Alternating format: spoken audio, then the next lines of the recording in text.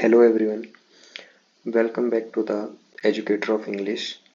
ये हमारे English grammar की सेकंड क्लास है और आज हम कुछ ऐसे इम्पोर्टेंट ग्रामर रूल्स पढ़ेंगे जो हमारे हर एक कॉम्पिटिटिव एग्ज़ाम में बहुत बार पूछे जाते हैं।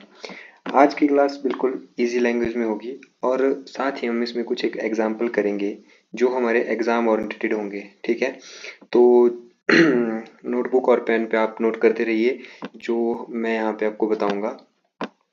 तो चलिए स्टार्ट करते हैं। कल हमने कॉन्सेप्ट 5 तक कंप्लीट करे थे, तो आज हम कॉन्सेप्ट 6 करेंगे जिसमें क्या बोलता है कि हमारे पास कुछ एक ऐसे अनकाउंटेबल नाउन होते हैं जिनमें हम कभी भी एस या एस नहीं लगाते और इनके साथ जो वर्ब आती है वो हमेशा सिंगुलर ही आती है। ठीक है, तो देखेंगे हम कौन कौन से हैं। तो सबसे पहले इंफॉर्मेशन है, एडवाइस है, फर्नीचर है, लगेज है, बैगेज है, न्यूज़ है, पोइट्री है, प्रोग्रेस है, रिसर्च है, वेदर है, मनी है, ब्रेड है, rice, milk, water, sugar, salt, hair, knowledge, equipment, work, traffic. ठीक है।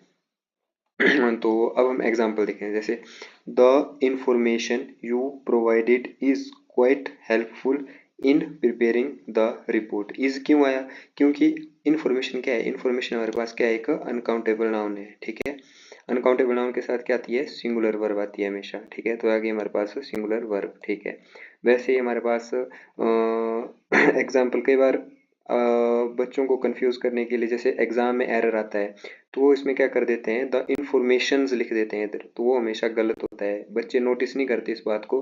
वो क्या करते हैं, द इंफॉर्मेशंस यू प्रोवाइडेड, आगे देखते हैं कि वर्ब सिंगुलर है तो उसको नो एरर मार्क करके जाते हैं, तो ये हमेशा गलत होता है। तो उसको आप ध्यान देना इसके ऊपर।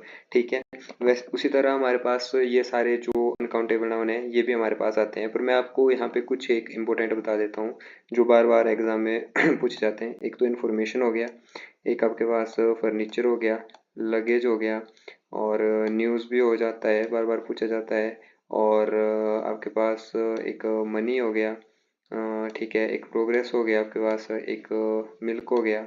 ठीक है, एक आपके पास हेयर हो गया, और हेयर आपके पास बहुत बार आता है, वाटर भी बहुत बार आता है आपके पास, नॉलेज हो गया। ठीक है, शुगर भी पूछा जाता है, और बस ये जो आपके बहुत इंपॉर्टेंट है, मतलब बार बार एग्जाम में पूछे जाते हैं, एग्जामिनर के फेवरेट हैं ये। तो जैसे आप यहाँ पे मिल्क का एग्जांपल ले लो, जैसे मिल्क में बोलते हैं ना कि 2 ग्लासेस ऑफ मिल्क मिल्क, वो हमारे पास करेक्ट होता है। ऐसा तो नहीं बोलते कोई कि 2 मिल्क्स रॉन्ग होता है। वैसे एग्जाम्पल भी ले सकते हैं, जैसे milk is good for health. Milk क्या हो गया हमारे पास? मिल्क हो गया हमारे पास अनकाउंटेबल नाउन। इज हमारे पास आ गई आपकी verb, good for health, good adjective हो गया, फॉर आपका प्रेपोजिशन हो गया, हेल्थ आपके पास नाउन हो गया। ठीक है, तो ये हमारे पास आ जाता है। वैसे हेयर्स का भी होता है, हेयर्स सिंगुलर भी हो सकता है और प्लूरल भी हो सकता है, ये एक्सेप्शन है हेयर्स का भी। तो मतलब हेयर्स अनकाउंटेबल कब होगा? जब पूरे बाल की बात हो, जैसे आपके सिर के बाल हैं, जैसे his hair is very long, his hair, उसके हेयर बहुत लंबे हैं, गिन तो नहीं सकते, सिर्फ इतना बता सकते हैं कि वो लंबे हैं। ठीक है, वैसे ही आप बोल सकते हो कि my here is black, your here is black. ठीक है, तो यहाँ पे जो हेयर है वो अनकाउंटेबल नाउन की तरह यूज होता है। ठीक है, तो तब हमारे पास जब अनकाउंटेबल के साथ ही यूज होता है तो सिंगुलर वर्ब आती है। और जब हेयर्स सॉरी काउंटेबल नाउन के साथ यूज होता है, जैसे अलग अलग स्टैंड्स की बात की, जैसे एग्जाम्पल से समझते हैं, I found 2 hairs in the soup. Soup में मैंने 2 हेयर देखे, तो आप उनको गिन सकते हो ना, तो वो जो है काउंटेबल नाउन हो गए। तब हमारे पास जो है हेयर जो है काउंट हो रहे हैं, तब हम इसको जो है प्लूरल यूज कर सकते हैं। ठीक है, इसको आपने ध्यान रखना है। उसके बाद एक्सेप्शन एक वाटर का भी है, एयर का भी है।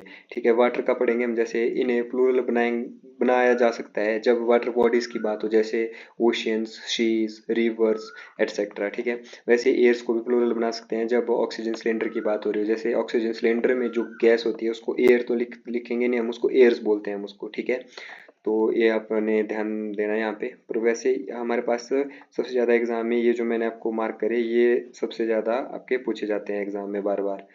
ठीक है, अब हम कॉन्सेप्ट 7 की तरफ जाते हैं। ये हमारे पास इंपॉर्टेंट रूल है, रूल ऑफ इन्वर्जन। ये इसका हम अभी पूरा एक कॉन्सेप्ट आगे पढ़ेंगे, पूरा एक रूल, बट अभी हम इसको एक शॉर्ट में यहाँ पे करेंगे। रूल ऑफ इन्वर्जन, इसमें क्या होता है, इसमें अपना इतना याद रखना है कि जब भी रूल ऑफ इन्वर्जन पूछा होगा, जब भी हमारे पास सेंटेंस नेगेटिव सेंस से स्टार्ट होगा, जैसे नेवर, नाइदर, आइदर, नॉर, तो वो हमेशा ही रूल ऑफ इन्वर्जन होगा। बस उसके बाद हमने एक चीज नोटिस करनी है कि उसके बाद जो है वर्ब आनी चाहिए। हमेशा रूल ऑफ इन्वर्जन में वर्ब पहले आती है सब्जेक्ट से पहले। ऐसा नहीं होता कि आपके पास जो है बाद में आएगी। यहाँ पे तो सब्जेक्ट जैसे नेवर हो गया, यहाँ से स्टार्ट हुआ, यहाँ पे आई नहीं आ सकता, नेवर आई हैव सीन कभी नहीं होगा। नेवर आई सब्जेक्ट बाद में आएगा, वर्ब पहले आएगी हमारे पास, ठीक है। इसको आपने याद रखना है।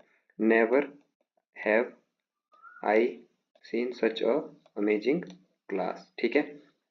वैसे ही अब रूल ऑफ इन्वर्जन ये हमारा इंपॉर्टेंट है, ठीक है। इतना याद रखना है आपने कि नेगेटिव सेंस से स्टार्ट होता है और जो वर्ब होती है वो पहले आती है, ठीक है, बाद में नहीं आती।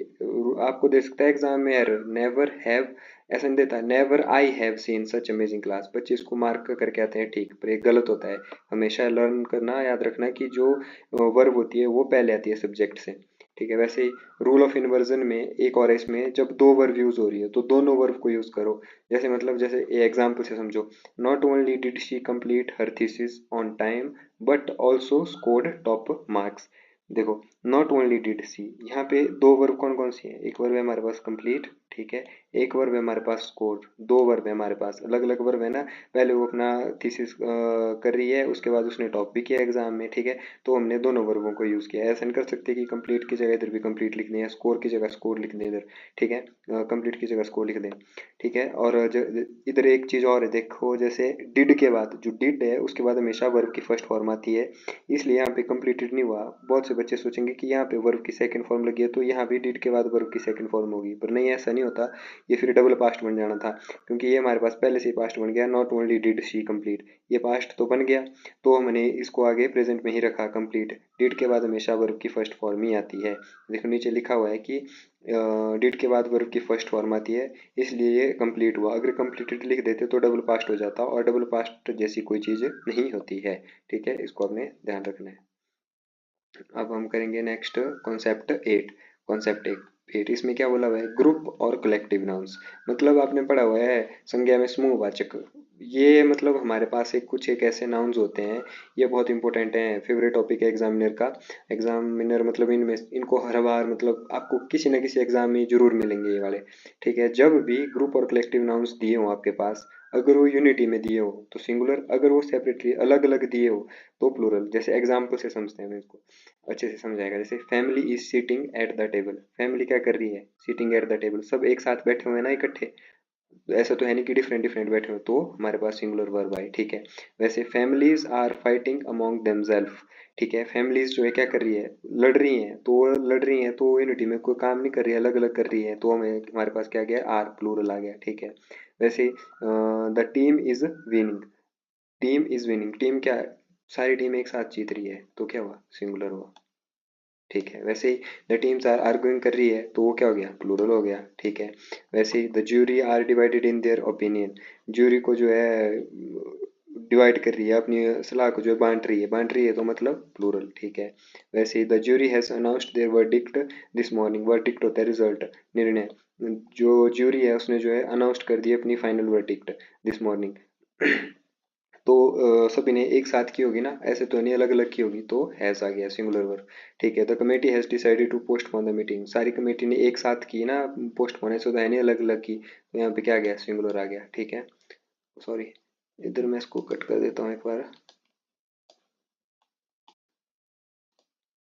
मेरे पास यहाँ पे पेन नहीं है तो मुझे इससे लिखना पड़ता है, तो ये हैज हो गया, ठीक है। नेक्स्ट अब प्लूरल, अब कॉन्सेप्ट 9। कॉन्सेप्ट 9 क्या है, इसमें बोला हुआ है कि प्लूरल प्लूरल वन नाउन्स, ये हमने कल भी पढ़ा था कि कुछ एक प्लूरल वन नाउन होते हैं, हिंदी में सिंगुलर नहीं होते कभी भी, मतलब इनको ये लिखा हुआ है देखो इधर, ये प्लूरल में ही उपयोग होते हैं, इन वर्ड्स को हमेशा प्लूरल में ही यूज किया जाता है और इनका कोई सिंगुलर नहीं होता, ठीक है। ये प्लूरल में यूज होते हैं, इनके साथ कभी सिंगुलर वर्ब नहीं लगती इनके साथ। जैसे देखो पुलिस, कैटल, ये देखो इंपॉर्टेंट है, पुलिस, इधर मैंने सारे इंपॉर्टेंट लिखे हुए हैं ये, आप इनको ध्यान से देखना, इनको अपनी कॉपी पे नोट नोट कर लेना, ठीक है। तो देखो जैसे ये हो गया हमारे पास police, cattle, clergy, people, trouser, scissors, glasses, binoculars होती है दूरबीन, goggles, credits, belongings, valuables, remains. ठीक है, एग्जाम्पल आप देख सकते हैं यहाँ पे। The police are investigating the case. Two suspect and his belongings were stolen while he was travelling. ठीक है, क्योंकि बिलोंगिंग्स लगा तो plural. The trouser were are too tight and needs to be altered. ठीक है, ये तो आपने कल पढ़ा था, इसको इजी है। नेक्स्ट कॉन्सेप्ट 10, इसमें क्या बोला हुआ है? अ number of with the number of. A number of, ये भी इंपॉर्टेंट है एग्जाम पॉइंट ऑफ व्यू से, बहुत एग्जामिनर का फेवरेट है, डायरेक्ट इसमें क्वेश्चन आता है। अ नंबर ऑफ के साथ हमेशा प्लूरल नाउन प्लस प्लूरल ही वर्ब आती है। ठीक है, और जो द नंबर ऑफ है उसके साथ प्लूरल नाउन तो आता है पर सिंगुलर वर्ब आता है। देखो एग्जाम्पल देखो नीचे, a number of students are absent today. A number of students, students क्या आ गया? प्लूरल आ गया। ठीक है आपके पास, और इधर वर्ब क्या आ गई? वर्ब आ गई आपके पास plural, plural noun plural verb. वैसे नंबर ऑफ स्टूडेंट्स क्या आ गया? स्टूडेंट्स आपके आ गया प्लूरल, और वर्ब क्या आ गई? सिंगुलर आ गई। ठीक है, तो ये हमारे आज के 5 कॉन्सेप्ट थे जो हमने अभी कंप्लीट किए। तो आज की क्लास यहीं पे ख़त्म करते हैं।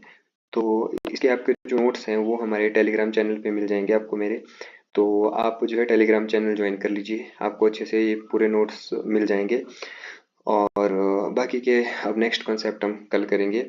मुझे उम्मीद है कि आपको ये सारे कॉन्सेप्ट क्लियरली समझ आए होंगे, और एग्ज़ाम में इन रूल से अगर कुछ क्वेश्चन आते हैं, रिलेटेड क्वेश्चन, तो आप इजीली सॉल्व कर पाओगे। तो अगर आपको वीडियो हेल्पफुल लगी हो तो लाइक ज़रूर करिए, चैनल को सब्सक्राइब करिए और अपने फ्रेंड्स के साथ शेयर करना मत भूलिए। अब मिलते हैं नेक्स्ट क्लास में एक और इम्पोर्टेंट टॉपिक्स के साथ। Till then, keep learning, keep practicing. Thank you so much for watching.